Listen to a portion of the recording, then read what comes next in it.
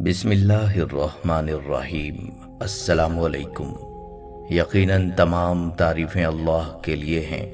ہم اس کی تعریف بیان کرتے ہیں، اسی سے مدد کے طلبگار ہیں۔ میں گواہی دیتا ہوں کہ اللہ کے سوا کوئی معبود برحق نہیں۔ ناظرین، طوفان نوح میں اللہ تبارک و تعالی نے ہر ایک اس انسان کو ہلاک و برباد کر دیا اور اس کے نام و نشان کو صفائے ہستی سے مٹا دیا۔ جس کسی نے بھی اللہ تبارک و تعالی کی نافرمانی کی اور اللہ تعالی کی ذات کو چھوڑ کر کفر و شرک اور بت پرستی کے اندر مبتلا ہو گیا۔ دنیا کے اس عذاب کے اندر ان چند لوگوں کے علاوہ جو حضرت نوح علیہ السلام کی کشتی پر سوار تھے، اس روئے زمین پر کوئی چیز بھی باقی نہ بچی۔ اس وقت اس روئے زمین پر ہر طرف پانی ہی پانی، اور اس پانی پر صرف ایک کشتی تیر رہی تھی جو حضرت نوح علیہ السلام کی کشتی تھی۔ اس کشتی کے اوپر وہ لوگ سوار تھے جو اللہ تبارک و تعالی کی وحدانیت پر ایمان لائے۔ ناظرین، اس طرح طوفان نوح کے بعد اللہ تبارک و تعالی نے اس روئے زمین پر نسل انسانی کی ابتدا ان چند افراد سے کی جو کشتی پر سوار تھے اور اللہ تبارک و تعالی کے عذاب سے بچ گئے۔ اس کے بعد اللہ تعالی نے حضرت نوح علیہ السلام کے بیٹے سام کی چوتھی نسل سے ایک شخص کو پیدا کیا جس کا نام عاد تھا، اور یہ وہی شخص تھا جس کی نسل سے اللہ تبارک و تعالی نے قوم جبارین کو پیدا فرمایا۔ قوم جبارین دنیا کی وہ واحد قوم تھی کہ جس کے بارے میں خود اللہ تعالی نے ارشاد فرمایا۔ قرآن پاک کی سورہ فجر کی آیت نمبر 8 کے اندر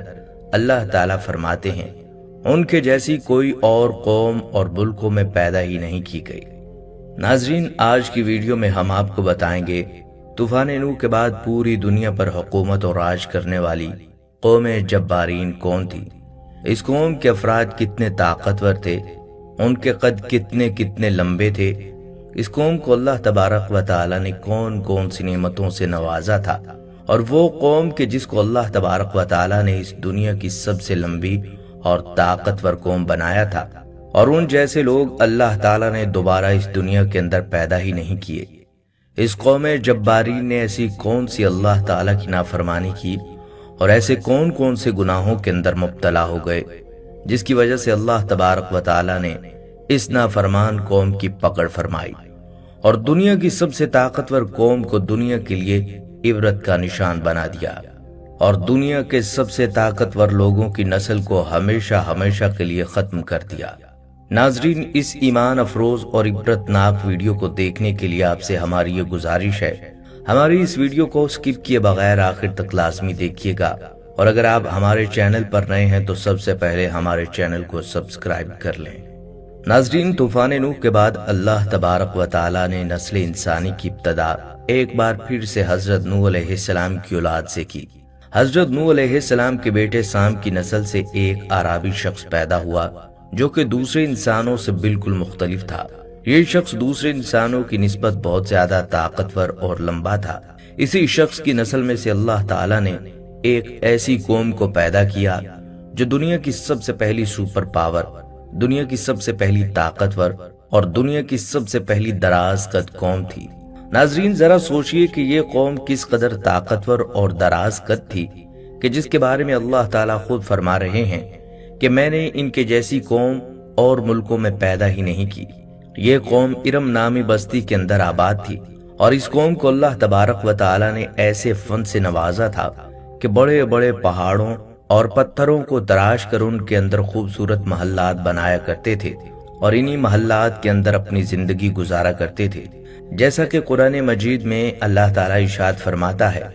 اور بلند ستونوں والے۔ ناظرین، اس دور کے اندر ارم ایک ایسا خوبصورت شہر تھا کہ جس کے اندر اللہ تبارک و تعالیٰ نے ہر طرح کی خوبصورتی اور ہر طرح کی نعمت رکھی تھی۔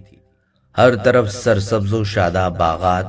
اور طرح طرح کے بے شمار پھل اور اناج موجود تھے۔ اسی طرح اللہ تعالیٰ نے اس قوم کو بے پناہ طاقت کے ساتھ ہر طرح کی نعمت سے نوازا تھا۔ کسی دور کے اندر جو علاقہ دنیا کا حسین ترین علاقہ ہوا کرتا تھا اور جس کے علاقے کے اندر دنیا کی سب سے طاقتور قوم آباد تھی،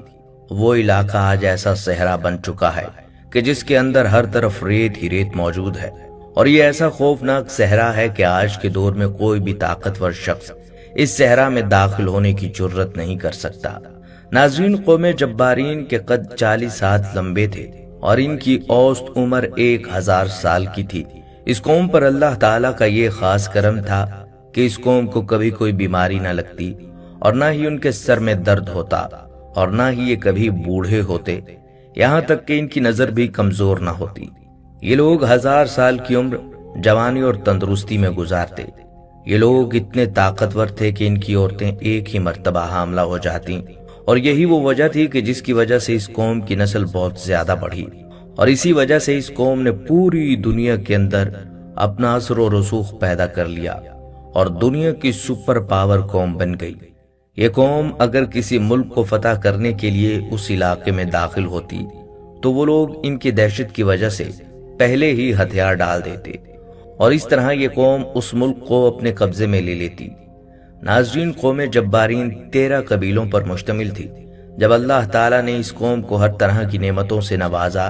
تو یہ قوم سرکشی پر اتر آئی اور اللہ تبارک و تعالیٰ کی نافرمانیاں کرنے لگی۔ اور طوفان نوح کے بعد قوم جبارین اور قوم عاد ہی وہ پہلی قوم تھی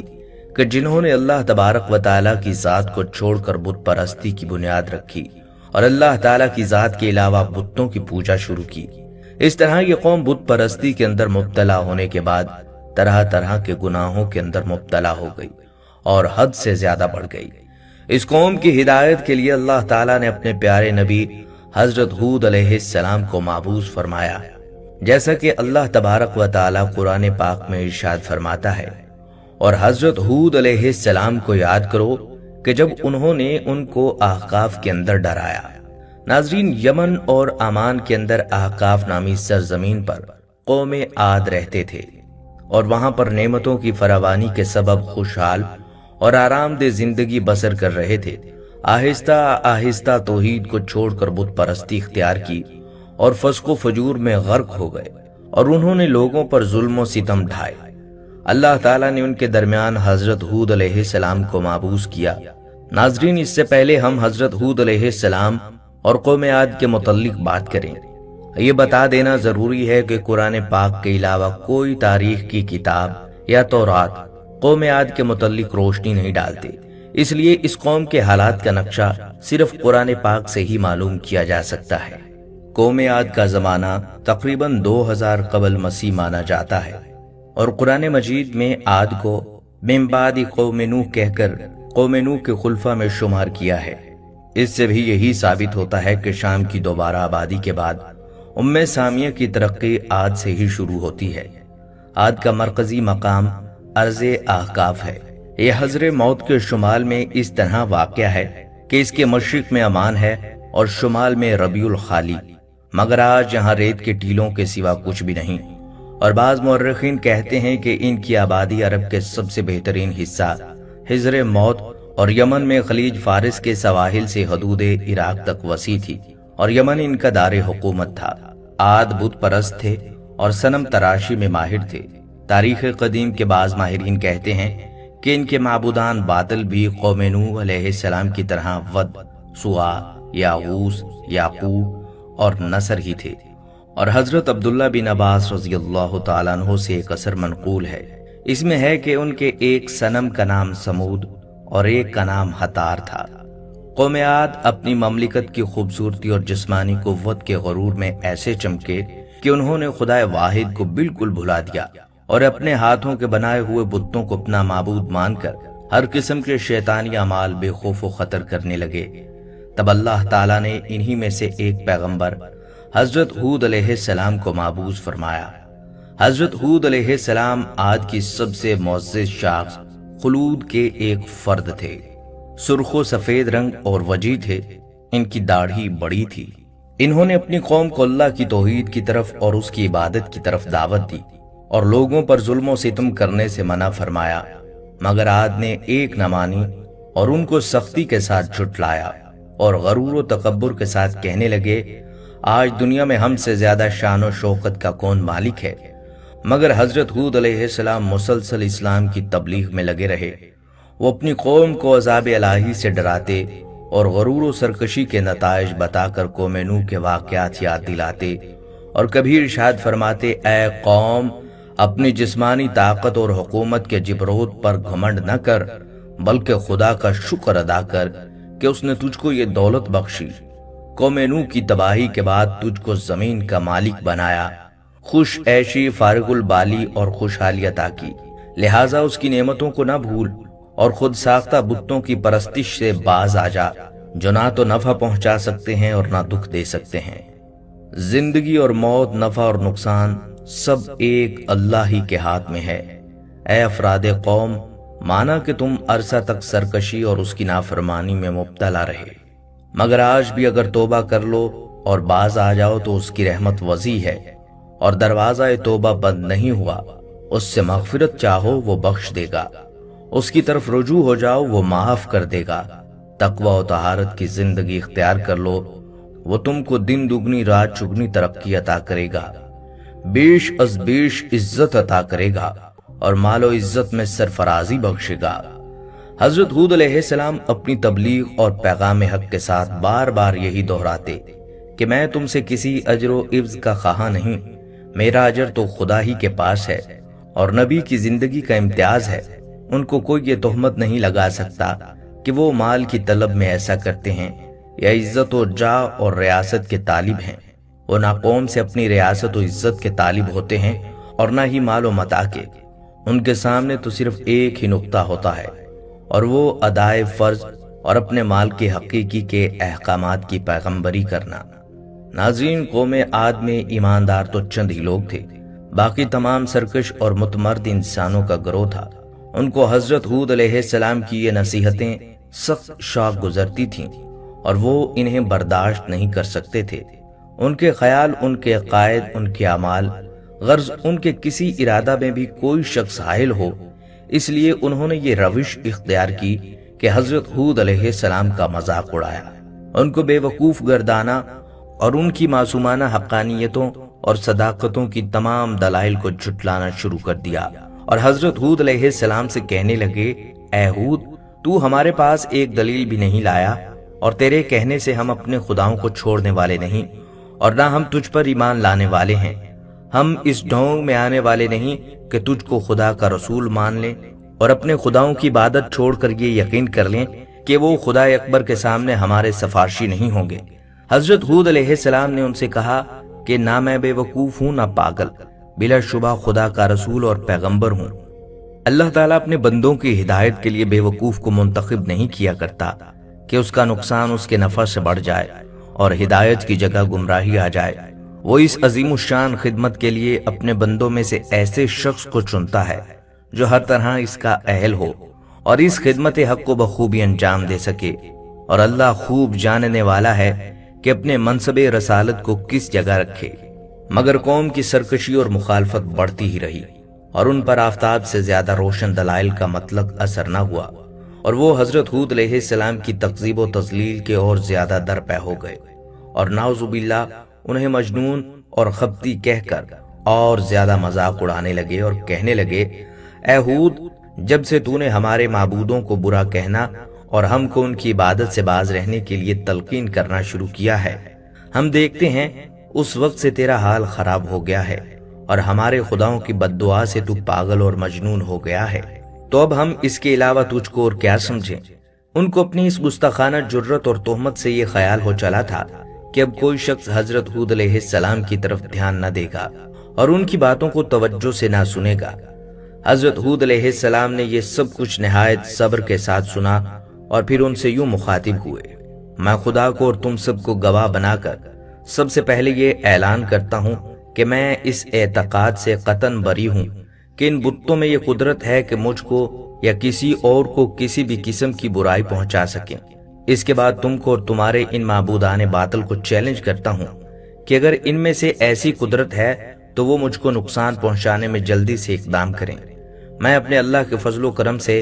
صاحب عقل و خرد ہوں، فراست کا مالک ہوں اور حکمت و دانائی کا حامل ہوں۔ میں تو صرف اپنے اس خدا پر ہی بھروسہ کرتا ہوں اور اسی پر وثوق رکھتا ہوں جس کے قبضہ قدرت میں کائنات کے تمام جانداروں کی پیشانیاں ہیں، اور جو موت و حیات کا مالک ہے وہ ضرور میری مدد کرے گا اور ہر نقصان پہنچانے والے کی نقصان سے محفوظ رکھے گا۔ آخر حضرت ہود علیہ السلام نے ان کی مسلسل بغاوت و سرکشی کے خلاف یہ اعلان کر دیا کہ اگر قوم عاد کا یہی رویہ رہا اور حق سے روگردانی کی روش میں انہوں نے کوئی تبدیلی نہ کی اور میری نصیحتوں کو دل سے نہ سنا تو میں اگرچہ اپنی مفروضہ خدمت کے لیے ہر وقت چست کمر اور باہمت ہوں، مگر ان کے لیے ہلاکت یقینی ہے۔ اللہ تعالیٰ ان قریب ان کو ہلاک کر دے گا اور ایک دوسری قوم کو زمین کا مالک بنا کر ان کی جگہ قائم کر دے گا، اور بلا شبہ اللہ تعالیٰ کو ذرہ برابر بھی نقصان نہیں پہنچا سکتے۔ وہ تو ہر شے پر قادر و مسلط ہے اور ہر شے کا حافظ اور نگہبان ہے، اور تمام کائنات اس کے قدرت میں مسخر ہے۔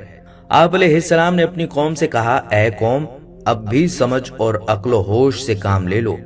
قوم نوح کے حالات سے عبرت حاصل کرو اور خدا کے پیغام کے سامنے سر نیاز جھکا دو، ورنہ قضاء و قدر کا ہاتھ ظاہر ہو چکا ہے، اور بہت قریب ہے وہ زمانہ کہ تیرا یہ سارا غرور اور گھمنڈ خاک میں مل جائے گا، اور اس وقت ندامت سے کوئی بھی فائدہ نہ ہوگا۔ حضرت ہود علیہ السلام نے بار بار ان کو یہ باور کرایا کہ میں تمہارا دشمن نہیں ہوں، دوست ہوں، تم سے مال و دولت اور ریاست کا طالب نہیں ہوں، بلکہ تمہاری فلاح و نجات چاہتا ہوں۔ میں اللہ تعالیٰ کے پیغام کے بارے میں خائن نہیں بلکہ امین ہوں، وہی کہتا ہوں جو مجھ سے کہا جاتا ہے۔ جو کچھ کہتا ہوں قوم کی سعادت اور حسن حال و مال کے لیے کہتا ہوں، بلکہ دائمی اور ہمیشہ کی نجات کے لیے کہتا ہوں۔ تم کو اپنی ہی قوم کے ایک انسان پر خدا کے پیغام نازل ہونے سے اچنبھا نہیں ہونا چاہیے، کیونکہ یہ قدیم سے خدا کی سنت جاریہ ہے کہ انسان کی ہدایت و سعادت کے لیے انہی میں سے ایک شخص کو چن لیتا ہے اور اپنا رسول بنا کر اسے خطاب کرتا ہے، اور اپنی مرضیات اور نامرضیات سے اس کی معرفت اپنے بندوں کو مطلع کرتا رہتا ہے۔ اور فطرت کا تقاضا بھی یہی ہے کہ کسی قوم کی رشد و ہدایت کے لیے ایسے شخص کا ہی انتخاب کیا جائے جو بول چال میں انہی کی طرح ہو، ان کے اخلاق و عادات سے واقف اور دانا ہو، ان کے خصوصی امتیازات سے آشنا اور انہی کے ساتھ زندگی گزارتا ہو کہ اسی سے قوم مانوس ہو سکتی ہے، اور وہی ان کا صحیح ہادی مشفق بن سکتا ہے۔ قوم عاد نے جب یہ سنا تو عجیب حیرت میں پڑ گئے۔ ان کی سمجھ میں نہ آیا کہ خدا کی پرستش کے کیا معنی ہیں۔ وہ غم و غصے میں آ گئے کہ کس طرح ہم باپ دادا کی ریت اصنام پرستی کو چھوڑ دیں، یہ تو ہماری اور ہمارے باپ دادا کی سخت توہین ہے۔ ان کا غیظ و غضب بھڑک اٹھا کہ ان کو کافر اور مشرک کیوں کہا جاتا ہے، جبکہ وہ بتوں کو خدا کے سامنے اپنا شفیع مانتے ہیں۔ ان کے نزدیک ہود علیہ السلام کی بات مان لینے میں ان کے معبودوں اور بزرگوں کی توہین تھی، جن کو وہ خدائے اکبر کی بارگاہ میں اپنا وسیلہ اور شفیع مانتے تھے، اور اسی کے لیے ان تصویروں اور مجسموں کو پوجتے تھے کہ وہ خوش ہو کر ہماری سفارش کریں گے اور عذاب الہی سے نجات دلائیں گے۔ آخر وہ شعلے کی طرح بھڑک اٹھے اور حضرت ہود علیہ السلام سے بگڑ کر کہنے لگے، تو نے ہم کو اپنے خدا کے عذاب کی دھمکی دی اور ہم کو اس سے یہ کہہ کر ڈرایا، میں تمہارے اوپر بڑے دن کے عذاب آنے سے ڈرتا ہوں کہ کہیں تم اس کے مستحق نہ ٹھہر جاؤ۔ تو اے ہود، اب ہم سے تیری روز روز کی نصیحتیں نہیں سنی جاتی، ہم ایسے ناصح سے باز آئے۔ اگر تو واقعی اپنے قول میں سچا ہے تو وہ عذاب جلد لے آ کہ ہمارا تیرا قصہ پاک ہو، جس کا ذکر قرآن پاک میں ان الفاظ میں ہوا ہے، پس لا تو ہمارے پاس اس شے کو جس کا تو ہم سے وعدہ کرتا ہے، اگر تو واقعی سچوں میں سے ہے۔ حضرت ہود علیہ السلام نے جواب دیا کہ اگر میری مخلصانہ اور صادقانہ ناصح کا یہی جواب ہے تو بسم اللہ، اور تم کو عذاب کا اتنا ہی شوق ہے تو بھی کچھ دور نہیں، بلا شبہ تمہارے پروردگار کی جانب سے تم پر عذاب اور غضب آ پہنچا۔ تم کو شرم نہیں آتی کہ تم چند خود ساختہ بتوں کو ان کے نام گھڑ کر پکارتے ہو، اور تم اور تمہارے آباء و اجداد ان کو خدا کی دی ہوئی دلیل کے بغیر من گھڑت طریقہ پر ان کو اپنا شفیع اور سفارشی مانتے ہو، اور میرے روشن دلائل سے انحراف اور سرکشی کر کے عذاب کے طالب ہوتے ہو۔ اگر ایسا ہی شوق ہے تو اب تم بھی انتظار کرو، اور میں بھی انتظار کرتا ہوں کہ وقت قریب آن پہنچا۔ قرآن کریم میں ہے، کیا تم مجھ سے ان من گھڑت ناموں یعنی بتوں کے بارے میں جھگڑتے ہو جس کو تم نے اور تمہارے باپ داداؤں نے گھڑ لیا، جس کے متعلق تمہارے پاس خدا کی کوئی حجت نہیں آئی؟ پس اب تم عذاب الہی کا انتظار کرو، میں بھی تمہارے ساتھ اس کا انتظار کرتا ہوں۔ ناظرین، مختصراً قوم ہود کی انتہائی شرارت و بغاوت اور اپنے پیغمبر کی تعلیم سے بے پناہ بغض کی پاداش عمل اور قانون جزا کا وقت آن پہنچا اور غیرت حق حرکت میں آئی۔ جب حضرت ہود علیہ السلام کے بار بار دعوت حق دینے کے باوجود یہ قوم بت پرستی، زناکاری اور طرح طرح کی برائیوں سے باز نہ آئی، تو اس وقت حضرت ہود علیہ السلام نے اللہ تبارک و تعالیٰ کی بارگاہ میں دعا کی، یا رب العالمین اس قوم پر اپنا دردناک عذاب نازل فرما۔ تو اللہ تبارک و تعالیٰ نے اپنے پیارے نبی حضرت ہود علیہ السلام کی دعا کو قبول کرتے ہوئے اس قوم پر اپنے عذاب کی ابتدا کی۔ چنانچہ اللہ تبارک و تعالیٰ نے بارش برسانے والے فرشتوں کو حکم دیا کہ وہ اس روئے زمین پر بارش نہ برسائیں، اور چشموں کو چلانے والے فرشتوں کو حکم دیا کہ اس روئے زمین کے سارے چشموں کو خشک کر دیا جائے۔ چنانچہ اس کے بعد اللہ تبارک و تعالیٰ کے حکم کے مطابق دیکھتے ہی دیکھتے وہ علاقہ جو کل تک سرسبز و شاداب تھا اور جس علاقے میں ہر طرف خوبصورت باغات تھے، وہ خشک ہونے لگا، اور اس قدر خشک ہو گیا کہ اس قوم کے پاس کھانے پینے کے لیے کچھ نہ تھا۔ ان کے مویشی بھوک اور پیاس کی وجہ سے مرنے لگے، اور اس قوم کے لوگ پانی کے لیے ترسنے لگے۔ اس طرح اللہ تبارک و تعالیٰ نے اس قوم پر اپنا پہلا عذاب نازل فرمایا، اور پوری قوم خشک سالی کا شکار ہو گئی، اور اس عذاب کا سلسلہ مسلسل 3 سالوں تک جاری رہا۔ جب اس قوم کی حالت اس قحط سالی کی وجہ سے غیر ہو گئی تو حضرت ہود علیہ السلام سے اپنی قوم کی یہ حالت دیکھی نہ جاتی تھی۔ اس وقت حضرت ہود علیہ السلام نے ایک بار پھر اپنی قوم کو سمجھانے کی کوشش کی کہ اب بھی وقت ہے، اللہ تعالیٰ کی وحدانیت پر ایمان لے آؤ، اللہ تعالیٰ پھر سے تمہاری رونقوں کو آباد کر دے گا اور تمہیں وسیع رزق عطا فرمائے گا۔ حضرت ہود علیہ السلام اپنی قوم سے کہنے لگے کہ اے میری قوم کے لوگوں، اپنے پالنے والے سے بخشش مانگو، بے شک اللہ تبارک و تعالیٰ تمہاری توبہ قبول کرے گا اور تمہارے لیے آسمان سے موسلا دھار بارش برسائے گا۔ لیکن اللہ تبارک و تعالیٰ کے اس عذاب کو دیکھنے کے باوجود یہ قوم اللہ تبارک و تعالیٰ کی وحدانیت پر ایمان نہ لائی، اور اسی طرح اپنے کفر و شرک پر ڈٹی رہی۔ اس قوم کے بدبخت لوگ حضرت ہود علیہ السلام سے کہنے لگے کہ تم ہمارے پاس کون سی دلیل لے کر آئے ہو، اور ہم تمہارے کہنے کی وجہ سے اپنے باپ دادا کا دین کیسے چھوڑ دیں؟ بلکہ یہ سمجھتے ہیں کہ تم مجنون ہو اور ہمارے خداؤں میں سے کسی خدا نے تمہیں دیوانہ کر دیا ہے۔ چنانچہ اس طرح حضرت ہود علیہ السلام بار بار اپنی قوم کو دعوت حق دیتے اور اللہ تبارک و تعالیٰ کی وحدانیت کی طرف بلاتے، لیکن یہ قوم بار بار حضرت ہود علیہ السلام کو جھٹلاتی اور ان کا مذاق اڑاتی، اور ان کو معاذ اللہ پاگل اور مجنون کہتی۔ جب یہ قوم اللہ تبارک و تعالیٰ کی اس عذاب سے تنگ آ گئی تو اس قوم کے دانشور لوگ ایک جگہ اکٹھے ہوئے اور اس عذاب سے چھٹکارا حاصل کرنے کے لیے تدبیریں نکالنے لگے۔ پیارے دوستو، پہلی قوموں کے اندر یہ بات مشہور تھی کہ جب بھی کسی قوم پر قحط سالی یا اللہ تبارک و تعالیٰ کا کوئی عذاب نازل ہوتا تو وہ قوم اللہ تعالیٰ کے گھر خانہ کعبہ کے اندر جا کر دعا کرتی، تو اللہ تعالیٰ اپنے گھر کے صدقے اس قوم سے قحط سالی اور اپنے عذاب کو دور کر دیتا اور اس قوم کو خوشحال کر دیتا۔ چنانچہ قوم جبارین نے بھی ایسا ہی کیا اور ایک بڑے لشکر کو تیار کیا اور اس لشکر کو خانہ کعبہ کی طرف روانہ کر دیا تاکہ یہ لوگ وہاں جا کر اللہ تعالیٰ سے دعا کریں اور اللہ تبارک و تعالیٰ ہم سے اس عذاب کو دور کر دے۔ چنانچہ 90 افراد پر مشتمل یہ لشکر مکہ مکرمہ کی طرف روانہ ہو گیا۔ اس وقت مکہ مکرمہ کے اوپر قوم عمالقہ کی حکومت تھی اور ان کے سردار کا نام جرار بن طارق تھا۔ جرار بن طارق کی بیوی قوم جبارین کی نسل میں سے تھی، لہٰذا اسی وجہ سے جیسے ہی وہ لشکر مکہ مکرمہ کے اندر پہنچا تو جرار بن طارق اور ان کی بیوی نے اس لشکر کا خیر مقدم کیا اور خوب شراب و شباب کے ساتھ اس لشکر کا استقبال کیا۔ امام طبری رحمت اللہ علیہ بیان کرتے ہیں کہ قوم جبارین کا یہ لشکر ہے 1 ماہ تک اسی طرح گناہوں کے اندر مبتلا رہا اور اپنے مقصد سے غافل رہا۔ اسی دوران یہ لوگ بالکل اس بات کو بھول گئے کہ ہمارے پیچھے رہ جانے والی قوم کا کیا حال ہوا ہوگا اور وہ کس حال میں ہیں۔ چنانچہ جب اس لشکر کو عیاشی کرتے ہوئے 1 مہینہ گزر گیا تو جرار بن طارق نے اپنی بیوی کے ذریعے اور گانا گانے والی عورتوں کے ذریعے ان کو ان کا بھولا ہوا مقصد یاد دلایا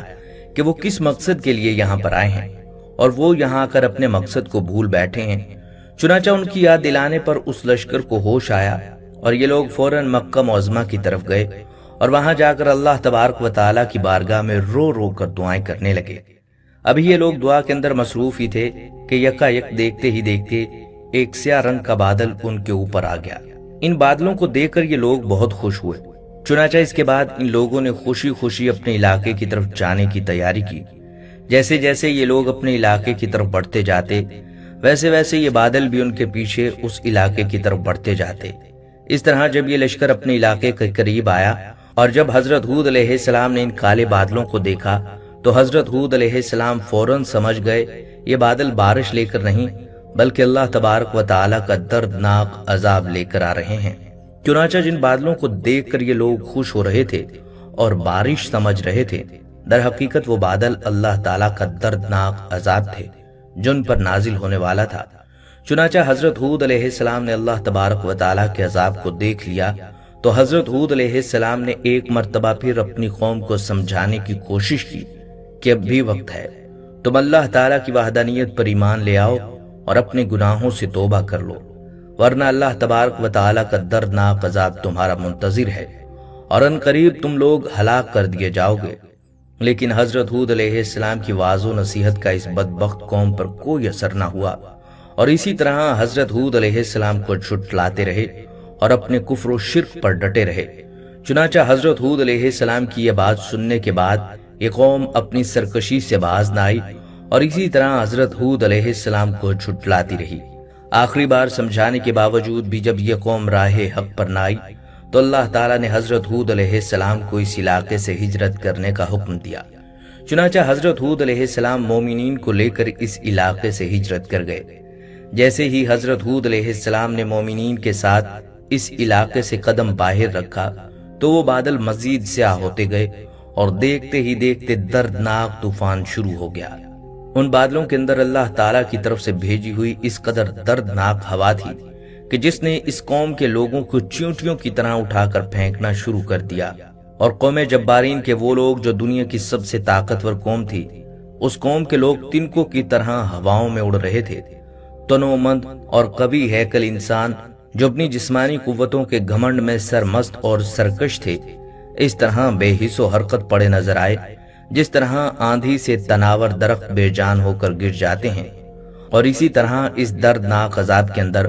قوم جبارین کے بدبخت لوگ مرنا شروع ہو گئے۔ اللہ تبارک و تعالیٰ کا یہ دردناک عذاب 7 راتوں اور 8 دن تک مسلسل جاری رہا۔ اس عذاب نے قوم جبارین کی بڑی بڑی عمارتوں اور محلات کو تباہ و برباد کر دیا اور اس قوم کے تمام تر نافرمان لوگ اس عذاب کے اندر ہلاک ہو گئے، اور دنیا کی سب سے طاقتور قوم کے شہر ارم کو اللہ تعالیٰ نے نیست و نابود کر دیا اور ایک صحرا کے اندر تبدیل کر دیا جو آج بھی دنیا کے لیے عبرت کا نشان بنا ہوا ہے۔ ناظرین، ان کو صفحہ ہستی سے مٹا دیا گیا تاکہ آنے والی نسلوں کے لیے عبرت بنے، اور دنیا اور آخرت کی لعنت اور عذاب ان پر مسلط کر دیا گیا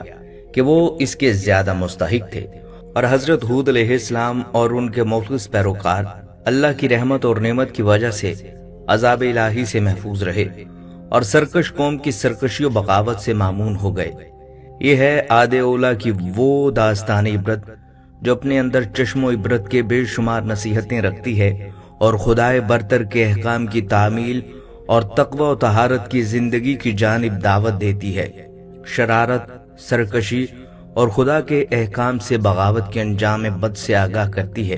اور وقتی خوش عیشی پر گھمنڈ کر کے نتیجہ کی بدبختی پر مذاق اڑانے سے ڈراتی اور باز رکھتی ہے۔ غرض، حضرت ہود علیہ السلام کے اس واقعہ کا تفصیلی ذکر قرآن پاک نے جس عبرت ناک آموز طریقے پر کیا ہے، اس کو پڑھیے اور عبرت حاصل کیجیے کہ دنیا اور آخرت کی سعادت و فلاح کا یہی بہترین ذخیرہ ہے۔